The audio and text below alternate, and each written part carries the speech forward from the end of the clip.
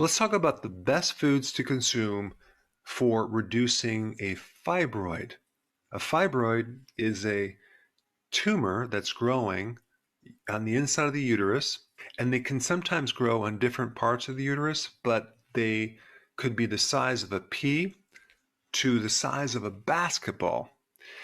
So the main thing you need to know is you want to avoid foods that cause growth. Cheese is filled with hormones, and you definitely want to avoid cheese. And that is because milk helps a baby calf grow into a cow. So milk has all sorts of growth factors, and of course they make cheese out of milk. Now, soy is another plant that is very estrogenic. So you want to stay away from all versions of soy, and you want to stay away from anything that increases estrogen, and that includes flaxseed as well. Now, in addition to that, you want to avoid foods that trigger insulin because insulin is a very powerful growth hormone. And of course, you'd want to go low carb and low sugar.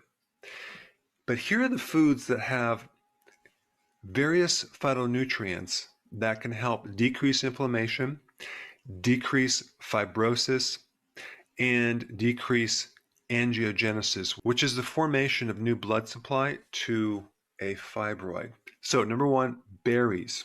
Number 2, garlic. 3, cauliflower. 4, tomato. 5, onion.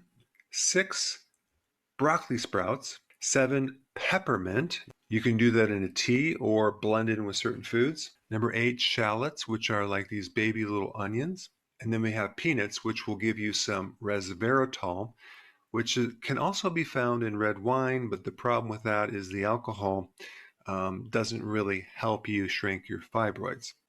And lastly, fasting. Intermittent fasting and periodic prolonged fasting is probably one of the most powerful things you can do for fibroids. So if you combine that with healthy keto and make sure you have some of these foods right here, I think that would be a perfect plan.